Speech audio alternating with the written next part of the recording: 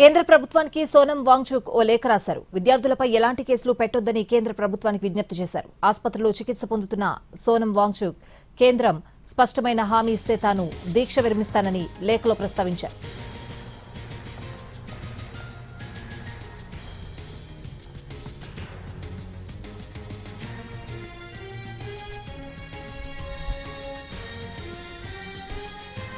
కేంద్ర ప్రభుత్వానికి సోనం వాంగ్చుక్ ఓ లేఖ రాశారు. విద్యార్థులపై ఎలాంటి కేసులు పెట్టొద్దని కేంద్ర ప్రభుత్వానికి విజ్ఞప్తి చేశారాయన. ఆసుపత్రిలో చికిత్స పొందుతున్న సోనం వాంగ్చుక్ కేంద్రం స్పష్టమైన హామీ ఇస్తే తాను దీక్ష విరమిస్తానని లేఖలో ప్రస్తావించారు.